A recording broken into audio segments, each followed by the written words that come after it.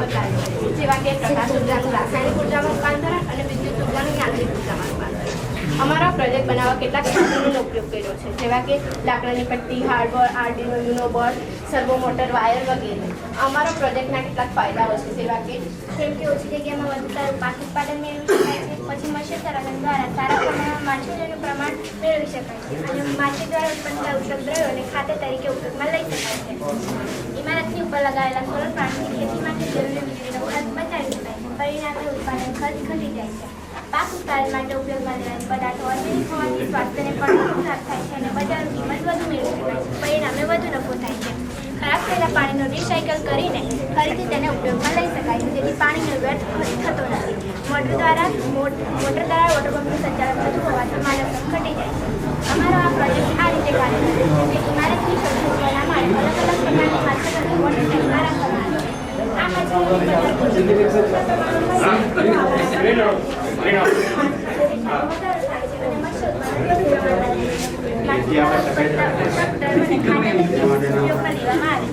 ઇમારતની મધ્યમાં આવેલા ફ્લોર પર મોટા પ્રમાણમાં સૂર્યપ્રકાશ મળી રહે તે માટે અરીસાનો ઉપયોગ કરવામાં આવે છે. એલડીઆર સેન્સર પર જ્યારે સૂર્યપ્રકાશ પડે છે ત્યારે આર્ડિનો યુનો બોર્ડ સાથે જોડાયેલ સર્વો મોટર ફરે છે. આ સર્વો મોટર અરીસાને સૂર્યપ્રકાશના યોગ્ય સ્થાન મુજબ ગોઠવે છે અને છોડને પૂરતા પ્રમાણમાં સૂર્યપ્રકાશ મળી રહે છે. પરિણામે સૂર્યપ્રકાશ મળવાથી આ છોડ વહેતા પાણીમાં રહેલા પોષક તત્વો દ્વારા પોષણ મેળવે છે. આ છોડને આર્ટિફિશિયલ લાઇટ દ્વારા પ્રકાશ મળી રહે છે.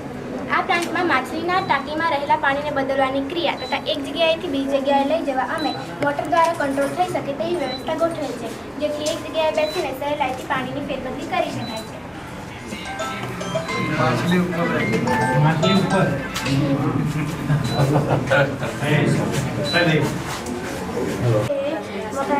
મકાનના ટેરેસ ઉપર ખેતરની થોડીક જમીનમાં ગ્રીન હાઉસ બનાવી શકીએ છીએ. જેમ કે આપણે ઘરમાં જોઈને આપણે ઘર બનાવ્યા તાપમાન વધારી પણ શકાય છે અને તાપમાન ના જોઈએ તો આપણે બંને બંધ પણ કરી શકીએ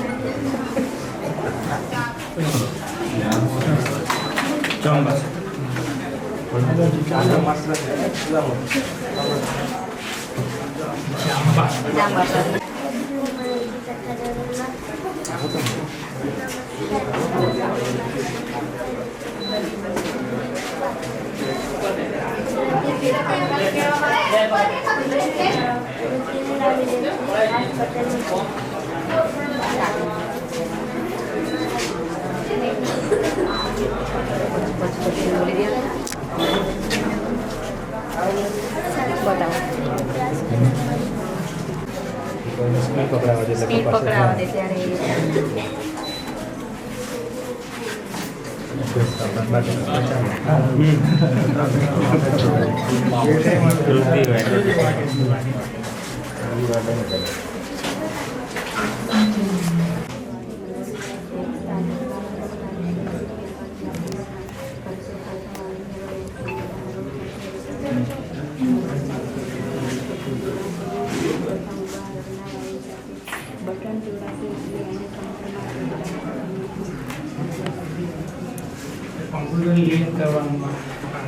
ના અલગ અલગ કૃતિ છે.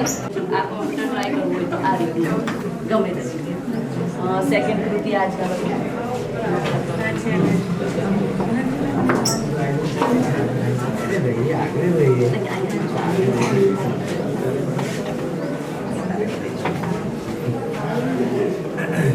સેકન્ડ છે મોબાઈલ આપણે ઓપરેટ કરીએ છીએ તેમાં જે કલર જોઈએ છે આપણે ઘણા બધા હોય છે, પણ આમાં 3 જ કલરનો યુઝ થયો છે, લાલ, લીલો અને ભૂરો, અને કેવી રીતે કામ કરે છે તે આપણી સ્ક્રીન એક મોડલ છે.